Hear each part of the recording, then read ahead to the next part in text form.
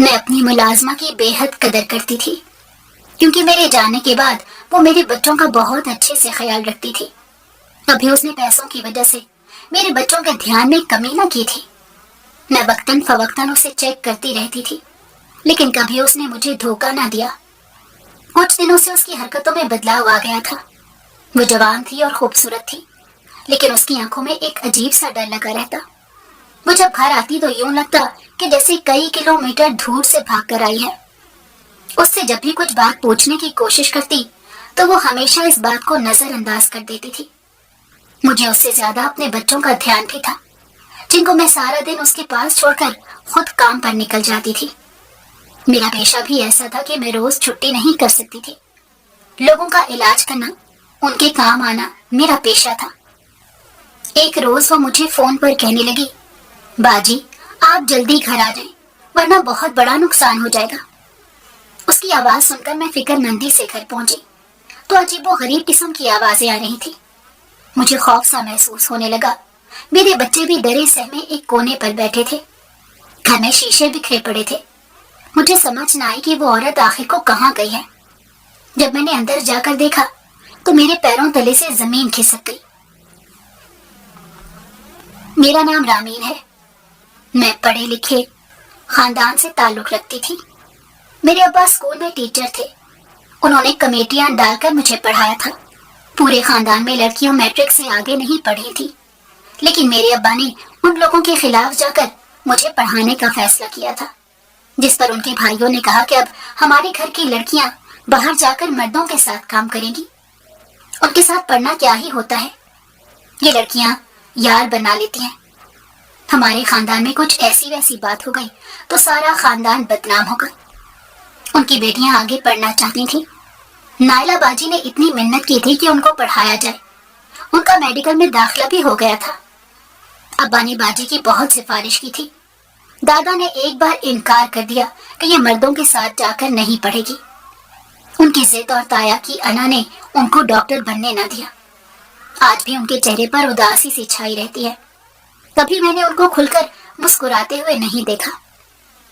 جب وہ سفید کوٹ پہنے بچوں کو کبھی سڑک سے گزرتا دیکھتی تو کچھ وقت کے لیے رک جاتی تھی۔ مجھے اکثر دیکھ کر کہتی، جو خواب میں پورے نہ کر سکی تم نے وہ خواب پورے کرنے ہیں۔ تم بہت خوش قسمت ہو، تمہیں چاچو جیسے بابا ملے ہیں، وہ تمہارے لیے لڑ کر بھی حصہ لے لیں گے۔ مجھے امید تھی کہ میرے خواب چکنا چور نہیں ہونے والے ہیں۔ ہمارے خاندان میں لڑکے باہر تک پڑھنے جاتے تھے۔ ولید بھائی کو تایا ابا نے باہر کے ملک اپنی ڈگری مکمل کرنے بھیجا تھا، یہاں تک کہ اپنے آفس سے لون لے کر انہوں نے ان کا خرچہ پورا کیا تھا۔ اس لیے مجھے یہاں کے مرد پسند نہ تھے۔ میں نہیں چاہتی تھی کہ ہماری شادی اس گھر میں ہو، جبکہ تایا ابا تو میرے بچپن سے ہی کہنے لگے تھے کہ ولید سے اس کی شادی ہوگی۔ لیکن ٹھیک وقت آنے پر میں انکار کرنے والی تھی۔ ابھی اگر انکار کر دیتی تو شاید یہ آزادی بھی چھین لی جاتی۔ میں نے عقل مندی کا مظاہرہ کرنا تھا۔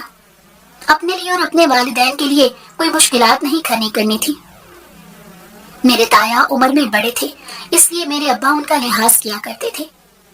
کافی باتوں میں اختلاف ہوتے ہوئے بھی بڑے بھائی کی عزت میں خاموش رہ جاتے تھے، اور میں اللہ سے دعائیں کرتی تھی کہ اللہ میرے لیے راستہ کھول دے، یہ نہ ہو کہ یہاں بھی مجھے چپ کر جانا پڑے۔ میرے ابا کبھی بھی بیٹا اور بیٹی میں فرق کرنے والوں میں سے نہ تھے۔ انہیں تو بیٹیاں بیٹوں سے زیادہ عزیز تھیں۔ اللہ نے انہیں کوئی بیٹا نہیں دیا۔ میں بھی منت اور مرادوں کے بعد ہی دنیا میں آئی تھی۔ دادا نے ابا سے بہت کہا کہ تم دوسری شادی کر لو، اس گھر کو وارث مل جائے گا، لیکن ابا نے ان کی ایک بات نہ سنی۔ جبکہ میرے تایا ہمیشہ سے بیٹیوں سے زیادتی کرتے آئے تھے۔ اللہ نے انہیں جب بیٹا دیا تو ان کی خوشی دیکھنے کے لائق تھی۔ وہ ہمیشہ ہی ولید بھائی کو نائلہ باجی سے اوپر رکھا کرتے تھے۔ ولید بھائی کی ہر خواہش کو بغیر دیکھے پورا کر دیا کرتے تھے۔ سینہ چوڑا کر کے ولید بھائی کی کامیابیوں کا ذکر کرتے تھے۔ یہ فرق مجھ سمیت گھر والوں کو نظر تو آتا تھا، لیکن کوئی بول نہیں سکتا تھا۔ میرے ابا اس وجہ سے شروع سے نائلہ باجی کے بے حد قریب رہے تھے۔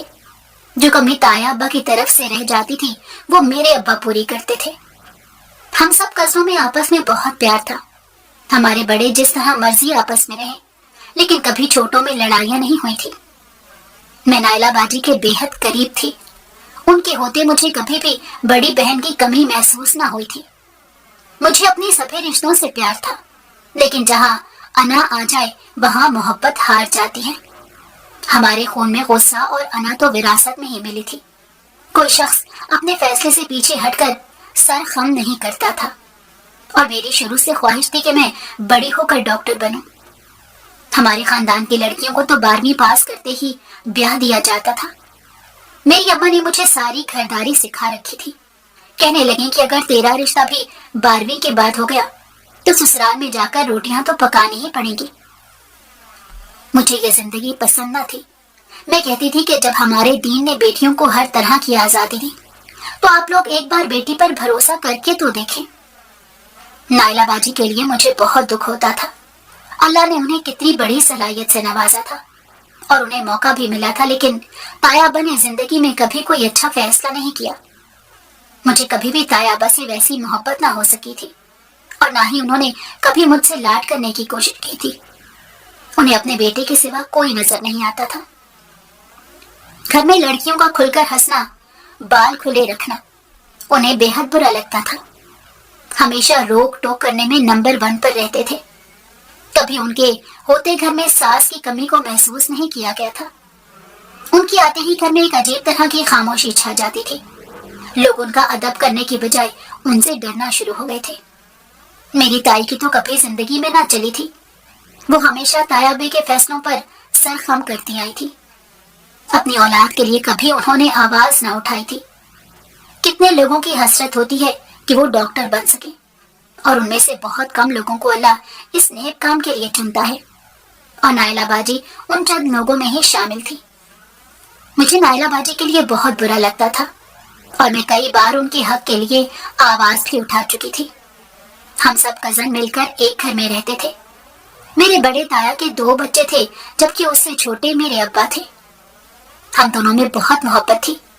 پھپھو کی شادی ہو چکی تھی، لیکن شادی کے بعد بھی وہ ہمارے گھر میں مرچ مسالہ لگانے سے باز نہ آتی تھی۔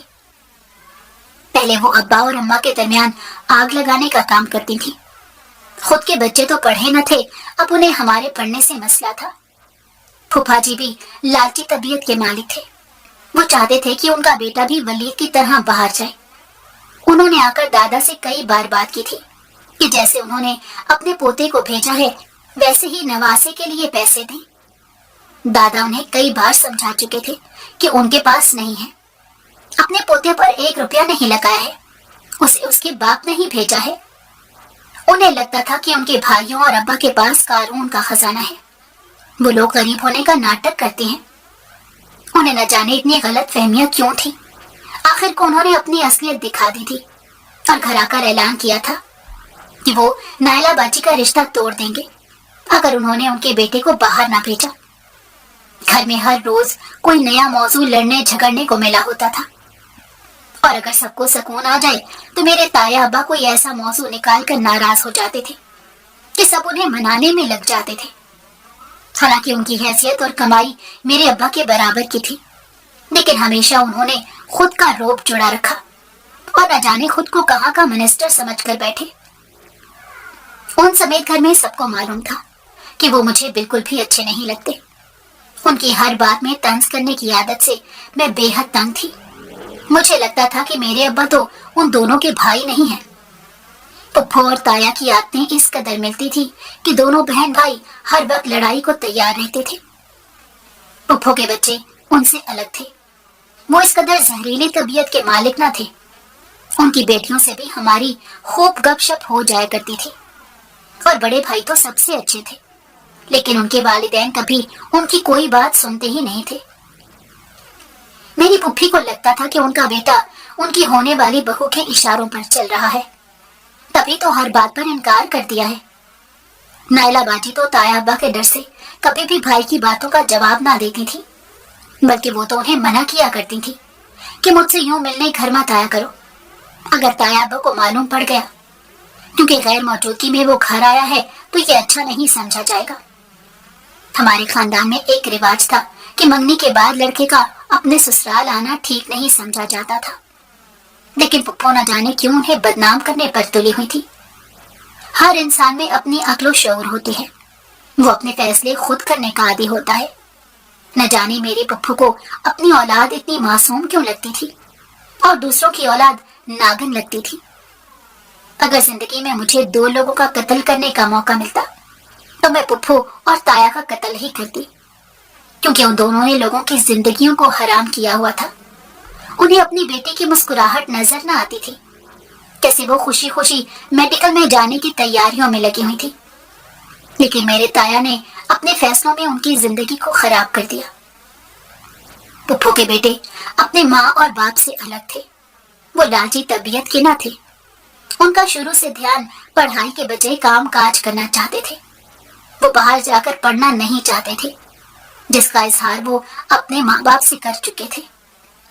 نائلہ باجی اور بھائی نے بچپن سے ایک دوسرے کے بارے میں سوچا تھا۔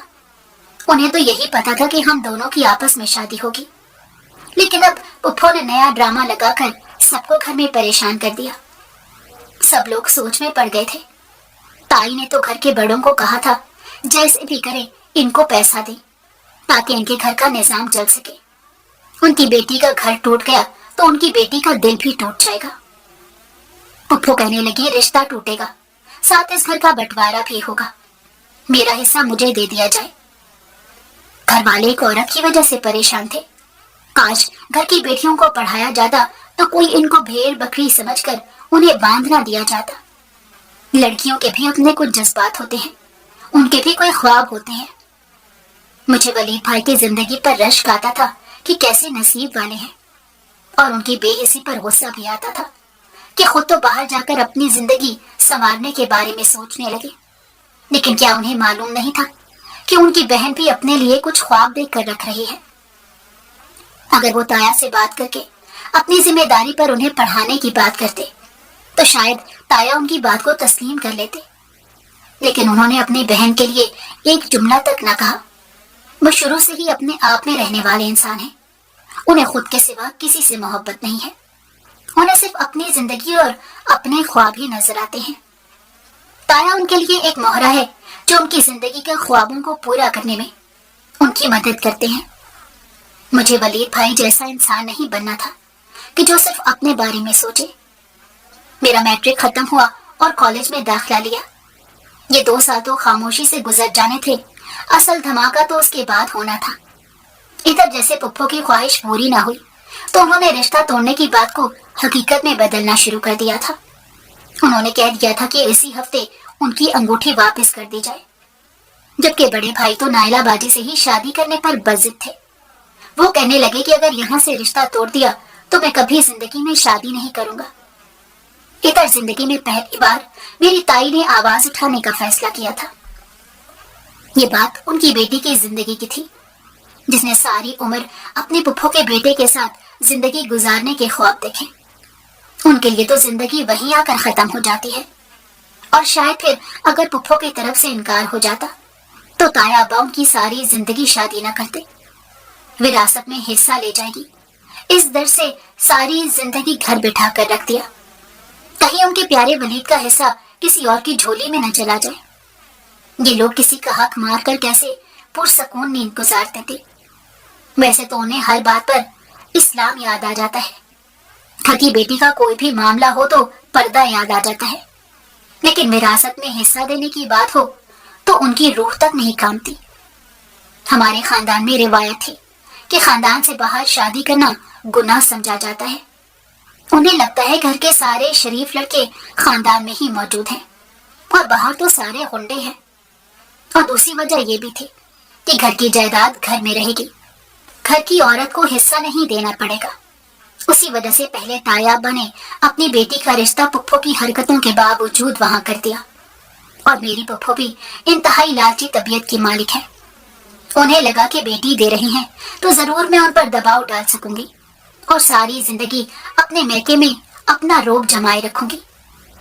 میرے بچپن میں میرے رشتے کی بات بھی ولید بھائی سے طے پائی تھی، لیکن میرے ابا نے یہ کہہ کر انہیں روک دیا تھا کہ جب تک بچے بڑے نہیں ہو جاتے تب تک یہ رشتہ طے نہیں ہو سکتا۔ میں بڑوں کی طرح بچوں کی مرضی کے خلاف جا کر کچھ نہیں کرنے والا۔ बड़ी मुश्किल से जाकर पुप्पो को मनाया गया और इस बात पर राजी किया गया कि बच्चे एक दूसरे को पसंद करते हैं और काफी अरसे से एक दूसरे के साथ रह रहे हैं। इसलिए बेहतर है कि आप अपनी जिद को छोड़ दें। हम बाहर के मुल्क पढ़ाने के लिए तो नहीं भेज सकते, लेकिन आपके बेटे को नया कारोबार जरूर खोल कर दे सकते हैं। और यह मशवरा मेरे अब्बा ने ही दिया था, जिस पर मेरे दादा अब्बा भी राजी हो गए। मेरे अब्बा और मेरे ताया की शादी भी उस दौर में खानदान में ही हुई। साल पहले तो आपके दौर में मोहब्बतें पैदा नहीं की जाती थी। लोग नजर उठाकर शादी से पहले देखते भी नहीं थे।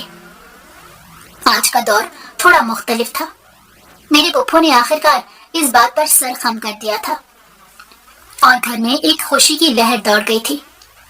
इससे पहले कि पुप्पो मजीद कोई ड्रामे करती, मेरे ताया ने साथ ही शादी की डेट भी फिक्स कर दी थी कि जैसे ही कारोबार खुलेगा वैसे ही यहाँ से रुखसती भी हो जाएगी। मेरी पुप्पो कहने लगी कि इतनी जल्दी शादी करने की जरूरत ही क्या है, हम कौन सा कहीं भागे जा रहे हैं। पहले मेरे बेटे को कारोबार सेट तो कर लेने देते। लेकिन मेरे ताया अब्बा ने, उन्हीं के भाई थे, वो अच्छी तरह जानते थे कि जैसे ही कारोबार बढ़ने लगेगा मेरी पुप्पो ने रिश्ता तोड़कर कहीं बड़ी जगह रिश्ता करने का सोच लेना है। उन्हें भी मालूम था कि नायला बाजी विरासत का कोई हिस्सा नहीं लेकर आएंगी, इसलिए इस तरह का लालच भी नहीं था। इसलिए मेरे ताया अब्बा ने शादी की तारीख रख दी और कहा कि कमाने वाला तो कमाता रहेगा और जब शादी होगी तो बीवी खुद ही रिस्क ले आएगी। मेरी ताई तो बहुत खुश हुई। हम सबकी बाजारों की दौड़ लग गई थी। हर कोई बाजार में कपड़े खरीदने को जा रहा था। शादी में सिर्फ 2 ही महीने रह गए थे। मेरे ताया के बेटे ने वहीं से इनकार कर दिया था कि वो अपनी इकलौती बहन की शादी पर नहीं आ सकता, क्योंकि उसकी पढ़ाई का हर्ज हो जाएगा। मुझे तो बिल्कुल वो ताया अब्बा की कॉपी ही लगता था। कभी कभार नायला बाजी अगर मुझे अपने भाई के नाम से छेड़ भी देती तो मुझे इससे कोई फर्क नहीं पड़ता था। शुरू से ही मैंने उन्हें सिर्फ भाई की नीयत से देखा था और मेरे अब्बा ने भी कभी मुझ पर इस तरह की जोर जबरदस्ती करने की कोशिश नहीं की थी। वो कहने लगे कि तुम पर किसी किस्म का दबाव नहीं है। मैं अपने अब्बा की बेहद लाडली थी और मैंने घर में खाना पकाना भी सिर्फ अपने अब्बा की वजह से सीखा था, ताकि मैं उनको अपने हाथ की चीजें बनाकर खिला सकूं। दादा अब्बा बीमार रहने लगे। अब उनकी उम्र भी हो चुकी थी। हर डॉक्टर के पास ले जाने पर एक ही बात कही जाती थी कि जब तक परहेज नहीं की जाएगी तब तक आराम भी नहीं आएगा। मेरे दादा अब्बा को गुर्दे का मसला था, लेकिन हुक्का पीना उनका पसंदीदा मशगला था, जिसको छोड़ने से बेहतर था कि वो मौत को गले लगा लेते। आखिर को एक दिन मौत ने उन्हें गले लगा ही लिया और उनकी मौत का सबको बहुत दुख था। वो जैसे भी थे हमारे बुजुर्ग थे और उनके जाने से घर के आंगन में एक अजीब सी वीरानी आ गई थी। वक्त गुजरने का कहाँ इल्म होता है। जैसे ही मेरा कॉलेज खत्म हुआ घर में एक अजीब सा शोर मच गया। बाजी की शादी तो हो ही गई थी। नायला बाजी दुखी न सही तो इतनी खुश भी न थी, क्योंकि मेरी पुप्पो अपना किरदार निभाने में हमेशा पेश रहती थी। वो कभी उनकी खुशी देख ही नहीं सकती थी। कभी अगर भाई बाजी के लिए कुछ ले आते तो मेरी पुप्पो को मिर्च जरूर लगती थी और वो अगले दिन इस बात का ड्रामा लगाकर बैठ जाती थी।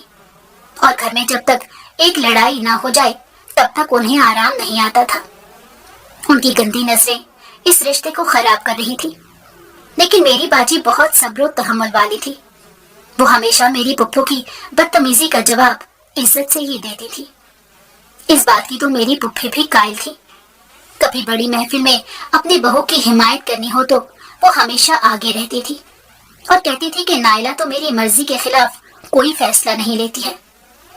मेरा मेडिकल में दाखिला हुआ तो घर में एक अजीब सा शोर मच गया और मेरे ताया अब्बा ने हमेशा की तरह इख्तलाफ किया कि हमारे घर की लड़कियां दूर जाकर पढ़ाई नहीं करती हैं और वहां तो लड़के भी साथ होते हैं। इससे बेहतर है कि ये घर में रहकर घरदारी सीख ले। कुछ अरसे तक वलीद भी बाहर के मुल्क से वापस आ जाएगा और फिर तो हमने इनकी शादी करनी ही है। मेरे ताया ने कहा कि हमारा रिश्ता खत्म हो जाएगा अगर इसने बाहर जाकर पढ़ने के बारे में सोचा। इससे हमारे खानदान की इज्जत में कमी आएगी और हम नहीं चाहते कि कल को कोई हमारे बारे में बातें करे। मेरे ताया की बातों से मुझे डर लगने लगा था कहीं मेरे ख्वाब नायला बाजी की तरह चकना चूर ना हो जाए और मेरे हिस्से में घर के बर्तन धोने ना आए। लेकिन मेरे अब्बा ने मुझे कहा कि तुम बेफिक्र हो जाओ, हम तुम्हारे हक में ही सारे फैसले करेंगे, जैसा तुम चाहोगी वैसा ही होगा। इस मर्तबा तुम्हारी हक तलफी नहीं की जाएगी। इस खानदान की किसी बेटी को तो कदम लेना ही पड़ेगा और किसी बुजुर्ग को तो उसका साथ देना ही पड़ेगा, तभी जाकर ये फरजूदा रसूमात खत्म होगी। आखिर को बेटी के भी ख्वाब देखने का हक है और इन ख्वाबों को पूरा करने के लिए बुजुर्गों को चाहिए कि वो अपना मुकाम ऊंचा करें और अपनी अना को चूल्हे में झोंक दें। जिस तरह बेटी की तरबियत का डर होता है, वैसे बेटे की तरबियत का भी डर होता है। अगर बेटे पर भरोसा किया जा सकता है तो बेटी पर क्यों भरोसा नहीं करते। मैं तो उनके इस फैसले और सोच की फैन हो चुकी थी और मुझे फख्र था कि मेरा बाप ऐसी सोच का मालिक है। वो बेटियों को पाबंद नहीं करता, बल्कि बेटियों का हर फैसले में साथ देता है। मैं बहुत खुश थी, हवाओं में उड़ रही थी। मेरे अब्बा ने दिल पर पत्थर रखकर ये फैसला लिया था। वो मेरे लिए बेहद खुश थे, लेकिन अपने भाई से जुदा होना उनके लिए निहायत तकलीफ दे था। घर के सभी लोगों ने ताया को समझाने की कोशिश की। अगर छोटा भाई अपनी बेटी की खातिर इतना करने का सोच ही रहा है तो तुम ही कदम वापस ले लो। इस बार तो मेरी पुप्पो ने भी उन्हें समझाने की कोशिश की कि भाईजान आप छोटे से अलग मत हो, सारी जिंदगी एक घर में रहते आए हैं। अब घर के दरमियान दीवार कायम हो जाएगी तो 2 दिनों का रिश्ता खत्म हो जाएगा। नायला बाजी और मैं एक दूसरे के गले लगकर बहुत रोए थे। कहने लगी कि तुम मेरे अब्बा की मोहब्बत की खातिर अपनी कुर्बानी मत देना। मैं सारी जिंदगी इस कुर्बानी की वजह से रोती रही हूँ। उनकी आंखों की नमी को मुझसे बेहतर कौन जान सकता था। आखिर को हम एक ही घर की बेटियां थी और एक जैसी कुर्बानी हमारे नसीब में लिखी जाती थी। मेरे अब्बा ने मेरे हक में फैसला दिया और कहा कि मैं अपनी बेटी से उसकी ख्वाब नहीं छीनूंगा। मेरी पुप्पो भी अब्बा को समझाने लगी कि अगर बड़ा भाई ही अपने कदम पीछे नहीं ले रहा तो तुम ही कुछ कमी बेशी कर लो। मेरे अब्बा के मरते ही तुम दोनों ने अपने मुंह मोड़ लिए हैं। मेरे अब्बा कहने लगे कि मुझे तो भाई साहब से कोई मसला नहीं है, मैं तो उनकी इज्जत करता हूँ और सारी जिंदगी उनके साथ रहना चाहता हूँ। लेकिन शायद भाई साहब ऐसा नहीं चाहते और मैं उनकी बेजा जिद की वजह से अपनी बेटी की जिंदगी तो खराब नहीं कर सकता। मेरी अम्मा इस फैसले से बहुत खुश हुई थी। वो तो हमेशा से चाहती थी कि इस घर की लड़कियां भी बाकियों की तरह आगे बढ़ें। और जब अब्बा की सोच के बारे में उन्हें इल्म हुआ तो वो तब से कहती थी कि तुम्हें अल्लाह का लाख शुक्र अदा करना चाहिए कि तुम्हारे बाप की सोच तुम्हारे ताया जैसी नहीं है। मेरे फैसले पर, मेरी कामयाबी पर मेरे वालिदैन बेहद खुश थे और उनकी खुशी को देखते हुए मैं भी बेहद खुश थी। अल्लाह ने जहां नसीब लिखा होगा मेरा वहां रिश्ता भी हो जाएगा। और मैं तो इस बात पर गमगीन भी न थी कि वलीद भाई से मेरा रिश्ता टूट चुका है, क्योंकि जिंदगी में कभी भी मुझे वो इस नजर से पसंद नहीं आए थे। मेरा दाखिला मेडिकल कॉलेज में हो चुका था और हमारे घर के दरमियान दीवार भी कायम हो चुकी थी। मैं अपनी पढ़ाई में मसरूफ थी। मैं दिन रात एक कर रही थी ताकि मेरे वालिदैन को मेरे किसी फैसले पर पछतावा न हो और मैं आगे बढ़कर उन्हें दिखाना चाहती थी। और चुटकियों में 2 साल भी गुजर गए और इन 2 सालों में लातादाद झटके हमें लगे थे, लेकिन मेरे ताया ने मुड़कर भी हमारा पूछने की जहमत न की। मेरे अब्बा का एक्सीडेंट हो गया था और वो बिस्तर पर आ गए थे। मेरे कंधों पर डबल जिम्मेदारी पड़ गई थी। पढ़ाने और पढ़ने की जिम्मेदारी एक साथ कंधों पर पड़ी हुई थी। वैसे तो अब्बा की पेंशन से घर का निजाम चल रहा था, लेकिन अपनी पढ़ाई का थोड़ा बहुत खर्चा मैं अपने सर पर खुद ले लेती थी। मेरी अम्मा तो हर वक्त मुझे बोलती रहती थी कि तुम इतनी मेहनत क्यों करती हो, लेकिन मुझे मालूम था कि महीने के आखिर होते ही हमारे घर का राशन खत्म हो जाता था और घर में रूखी सूखी खानी पड़ती थी और कभी कभार तो वो भी नसीब न होती। कभी ताया ने जहमत न की कि वो अपने भाई के पास आकर 2 घड़ी बैठ जाए। हम रिश्तों में इतने फासले ले आए थे कि एक दूसरे का चेहरा देखना तक गवारा न करते थे। वलीद भाई यहाँ आकर अपना कारोबार करने लगे थे और नायला बाजी की किस्मत ही खराब थी कि उन्हें कभी जिंदगी में सुख नसीब ही ना हुआ। अक्सर उनके बारे में सोचकर दिल उदास हो जाता था। ताई और नायला बाजी कभी कभार बहुत याद आती थी। ताई भी ताया की गैर हाजिरी में कभी कभार छत पर खड़ी होकर अम्मा को सलाम कर लिया करती थी। दोनों का दिल एक दूसरे से बातें करने को चाहता था, लेकिन ताई इस डर से बात न करती कि अगर किसी ने ताया को बता दिया तो घर में एक अजीब हंगामा खड़ा हो जाएगा। ताया को अब तक मेरे अब्बा का फैसला गलत लगता था। घर में शदीद भूख थी। खाने के लिए बैठकर 2-3 नवाले हलक में उतारे ही थे कि माँ की बातें मेरी समाज से टकराई, जो ताई से कह रही थी।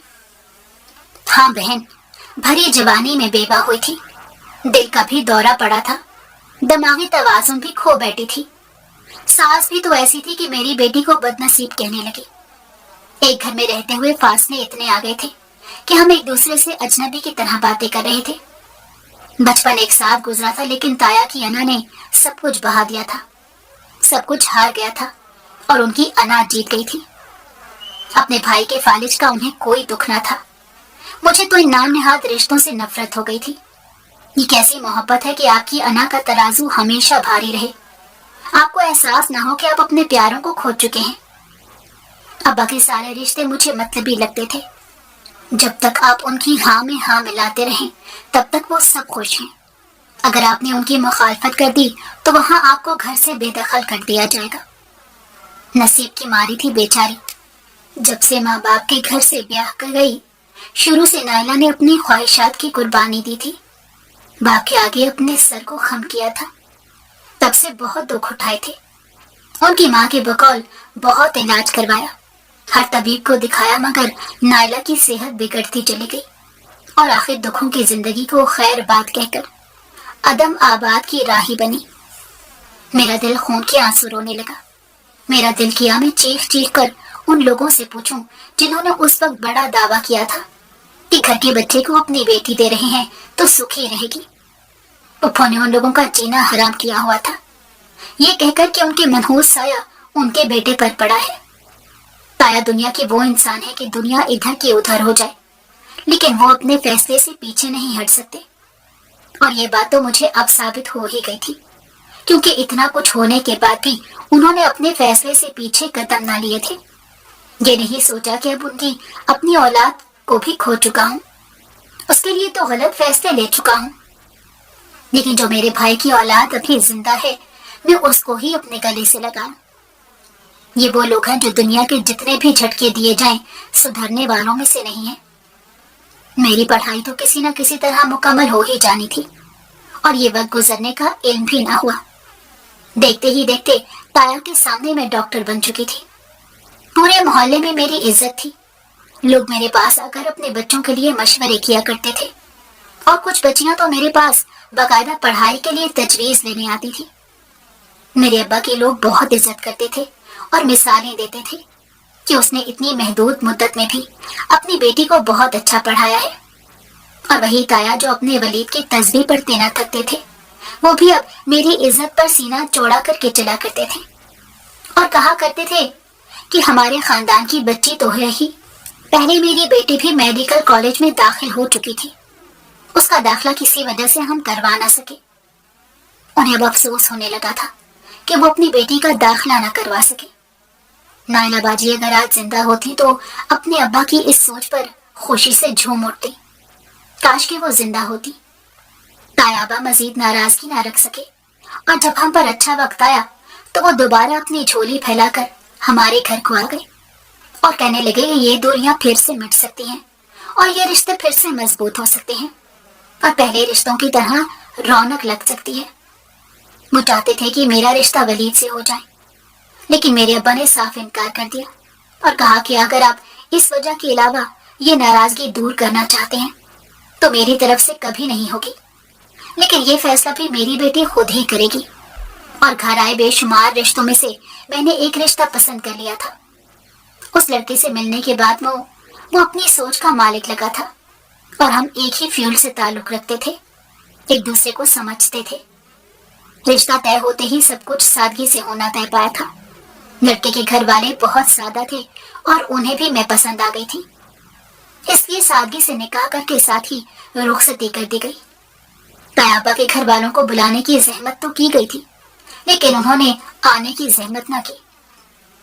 مجھے اس بات سے کوئی فرق نہیں پڑتا تھا۔ سسرال جا کر سسرال کی ذمہ داریاں بھی بڑھ گئی تھی۔ صبح نوکری پر جاتی اور شام کو گھر واپس آ کر گھر کے کام کرتی تھی۔ ذمہ داریاں بڑھتی گئی اور میرے والدین بھی بہت خوش تھے۔ وہ کہنے لگے جو ہم چاہتے تھے وہ سب تمہیں مل چکا۔ میرے سسرال والے بھی میری عزت کرتے تھے۔ اللہ نے مجھے 2 بیٹوں اور 1 بیٹی سے نوازا تھا۔ سارا دن کام میں لگے رہنے کے بعد میں ان کا ٹھیک سے دھیان نہیں رکھ پاتی تھی۔ میری ساس کا بھی انتقال ہو چکا تھا، اس لیے گھر میں کوئی بوڑھا انسان میٹھا تھا جو ان بچوں کی دیکھ بھال کر لیتا۔ وہ بھی خود اپنا کام نہیں کر سکتے تھے۔ میں نے تو اپنی بیٹی کو سختی سے چولہے کے پاس جانے سے منع کیا تھا۔ مجھے ہمیشہ سے ڈر لگا رہتا تھا کہ کہیں وہ گیس چلتی ہوئی نہ چھوڑ دے اور پورے گھر کو نقصان نہ ہو جائے، میرے بچوں کو کچھ ہو نہ جائے۔ اس لیے میں نے قابل اعتبار لڑکی کا انتخاب کیا۔ وہ لڑکی شریف گھرانے کی تھی اور وہ پڑھی لکھی بھی تھی، لیکن والدین کی بیماری کے باعث بھائی نے ساتھ نہ دیا۔ اب بوڑھے والدین کو پالنے کے لیے وہ ہمارے گھر آتی تھی۔ وہ بہت شریف تھی اور جوان بھی۔ مجھے اس پر جلد ہی بھروسہ آ گیا تھا اور میرے بچے بھی اس کے ساتھ خوش تھے۔ اس لیے میں صبح کام پر جانے سے پہلے اس کا انتظار کرتی تھی۔ جیسے ہی وہ آ جاتی تو میں گھر سے نکل جایا کرتی۔ میرے بچے دن کا آدھے سے زیادہ حصہ اس کے ساتھ گزارا کرتے تھے۔ ہسپتال میں کبھی ایمرجنسی ہو جائے یا کسی مریض کا آپریشن کرنا پڑ جائے تو میں اسے گھر رکنے کے لیے کہہ دیتی تھی۔ پہلے پہل تو وہ خوشی خوشی میرے بچوں کے ساتھ رکا کرتی تھی، لیکن اب وہ ہر روز بہانہ بنانے لگی۔ کہنے لگی تھی مالکن آپ آ جانا، آپ کے بغیر مجھے گھر میں ڈر لگتا ہے۔ میں اس کی بات پر کافی حیران ہوئی تھی۔ مجھے لگا کہ شاید وہ کسی برے خواب میں ڈر گئی ہو۔ میں نے کہا کہ تم اللہ کی دعائیں پڑھ کر خاموشی سے گھر میں رہنا، پہلے بھی تو تم اسی طرح رہتی تھی، اب تمہیں کیا ہو گیا ہے؟ لیکن وہ ہر روز میرے کام سے نکلنے پر وہ مجھے اصرار کیا کرتی تھی کہ آج آپ گھر پر رک جائیں۔ یوں ہر روز گھر پر رکنا میرے لیے ممکن نہیں تھا، لیکن ایک روز وہ رو کر کہنے لگی کہ آپ جلدی گھر آ جائیں۔ اس کے رونے پر میں بے حد پریشان ہو گئی تھی۔ بے شک یہ حرکت کافی بچکانہ تھی، لیکن وہ میرے بچوں کا بہت اچھے سے خیال رکھتی تھی اور اس نے آج تک کبھی ایسی حرکت نہ کی تھی۔ میرے پاس کام کرتے اسے 2 سال ہو گئے تھے۔ اس کی نیت کا مجھے علم تھا، اس لیے میں کافی گھبرا گئی تھی۔ مجھے علم نہ تھا کہ اسے کیا ہو گیا ہے، کہیں میرے بچے بھی اس کی وجہ سے پریشان نہ ہو جائیں۔ اس لیے میں جلدی گھر پہنچ گئی اور گھر پہنچتے ساتھ ہی کمرے سے عجیب و غریب قسم کی آوازیں آ رہی تھی۔ ان آوازوں کو سن کر ایک پل کے لیے تو میں ڈر ہی گئی۔ جیسے ہی کمرے کو کھولا تو میں دیکھ کر حیران رہ گئی۔ وہ الٹی لیٹے منہ سے عجیب و غریب قسم کی آوازیں نکل رہی تھی۔ مجھے یوں لگ رہا تھا کہ جیسے وہ اپنے ہوش و حواس میں نہ ہو۔ میں نے اس کے والدین کو فون کر کے جلد ہی اپنے گھر بلا لیا۔ میں کافی پریشان ہو گئی تھی۔ میرے بچے بھی ڈرے سہمے کمرے میں بند ہو چکے تھے۔ مجھے سمجھ نہ آیا کہ آخر کو ایسے کیا ہو گیا ہے۔ پیر بابا کا چکر لگ رہا تھا۔ مجھے یوں لگا کہ جیسے اس پر کسی کا سایہ ہو گیا ہو۔ میں نے اس کے والدین کو بھی یہی بات بتانے کی کوشش کی، کیونکہ میں خود ڈاکٹر تھی اور یہ بات سمجھتی تھی کہ اس کا جسم ایک عجیب قسم کے کھچاؤ میں ہے، اور جیسی وہ حرکتیں کر رہی تھی عموماً ایسی حرکتیں کوئی عام انسان نہیں کر سکتا۔ اس کے ماں باپ بھی کہنے لگے کہ اس کی پھپھو نے اس کے لیے رشتہ مانگا تھا، اور جب ہم نے انکار کر دیا کہ ابھی ہماری بیٹی مزید آگے پڑھ رہی ہے اور آپ کے گھر بھی کام کرتی ہے، ہم ابھی اس کا کہیں رشتہ نہیں کرنا چاہتے، تو اس کی پھپھو نے ہمیں کافی باتیں سنائی ہیں۔ اس لڑکی کی ماں کہنے لگی کہ مجھے پورا یقین ہے کہ اس کی پھپھو نے ہی بدلہ لینے کے لیے اس پر کوئی جادو کروایا ہوگا۔ میں ان کی باتوں سے اتفاق کرتی تھی۔ میں نے خود بھی تو ایسے رشتے دیکھے تھے کہ پیسے کی خاطر وہ کچھ بھی کرنے کو تیار تھے، اور میری پھپھو بھی تو میری نظروں کے سامنے ایسی گزری تھی۔ مجھے اس لڑکی میں نائلہ بازی دکھائی دینے لگی۔ یوں لگا کہ جیسے میری پھپھو نے اپنے بیٹے کی موت کے بعد بدلہ لینے کے لیے نائلہ بازی پر جادو کرایا تھا، ویسے ہی کسی نے اس لڑکی پر بھی جادو کروایا ہے۔ میں نائلہ بازی کی زندگی میں کبھی مدد نہ کر سکی، لیکن میں اس لڑکی کی مدد لازمی کرنا چاہتی تھی۔ اس لیے میں اس کے والدین کے ساتھ خود پیر بابا کے پاس گئی۔ میں یہ دیکھ لینا چاہتی تھی کہ کہیں یہ سادہ والدین جعلی پیر بابا کے پاس جا کر اپنی بیٹے کی عزت کو نہ خراب کروا لیں۔ دل کی تسلی ہوتے ہی میں نے کام شروع کرنے کا کہا۔ پھر بابا اپنا عمل کرنا شروع ہوئے۔ مجھے پورا یقین تھا کہ میں جادوگر کو اس کے انجام تک پہنچا کر رہوں گی۔ میں نے اس کے والدین کو بھی تسلی دی کہ آپ کی بیٹی کو کچھ نہیں ہوگا۔ جیسے ہی یہ ٹھیک ہوگی اس کی پڑھائی کی ذمہ داری میں اپنے ذمہ لے لوں گی۔ مجھے اس میں نائلہ باجی کی پرچھائی دکھائی دینے لگی تھی اور میں نے فیصلہ کر لیا تھا کہ اس لڑکی کو معاشرے میں مقام دلوا کر رہوں گی۔ زندگی میں ایسی لڑکیاں ہوتی ہیں جو اپنی زندگی میں ایک لمحہ خوشی کا نہیں دیکھ سکتی، لوگ انہیں حسد میں نکل جاتے ہیں۔ میرے اماں ابا نے ساری زندگی شرافت سے گزاری اور آج وہ پرسکون زندگی گزار رہے تھے۔ انہوں نے کبھی بھی کسی سے 2 روپے ادھار نہ لیے تھے۔ اللہ نے ان کا وسیلہ بنا دیا تھا۔ ابا کی پینشن کی وجہ سے گھر کا نظام چل رہا تھا۔ میں کئی بار ان کی مدد کرنے کی کوشش کرتی تو وہ انکار کر دیتے تھے، کہتے تھے کہ مانا تمہارے پاس بہت پیسے ہیں لیکن تم یہ پیسے اپنے سسرال والوں پر خرچ کرو۔ بابا کے عمل کے بعد وہ لڑکی ٹھیک ہونے لگی تھی، دوبارہ میرے گھر آنے لگی تھی۔ وہ شروع سے یہی کہتی تھی، باجی جو آپ نے مجھ پر احسان کیا ہے میں اس کی ہمیشہ شکر گزار رہوں گی۔ یہ تو اللہ کے فیصلے ہوتے ہیں کہ وہ اپنے نیک کام کے لیے کس کو وسیلہ بنا لے، اور اللہ نے اس لڑکی کی ذات کی مدد کے لیے مجھے وسیلہ بنا دیا۔ وہ لڑکی FSC کے بعد آگے کی تعلیم بھی جاری رکھنے کا ارادہ رکھتی تھی اور میں نے اسے کھلی آزادی دے رکھی تھی۔ میرے بچوں کا دھیان بھی بہت خوشی سے رکھا کرتی تھی۔ آخر کو میرے بچے بڑے ہو گئے اور اس کی تعلیم بھی مکمل ہو گئی، اور مجھے زندگی کے اگر خود کیے گئے کسی فیصلے پر فخر تھا تو وہ یہی تھا کہ میں نے اس لڑکی کی مدد کر دی۔ اللہ نے میری زندگی کا کوئی مقصد پوشیدہ رکھا تھا۔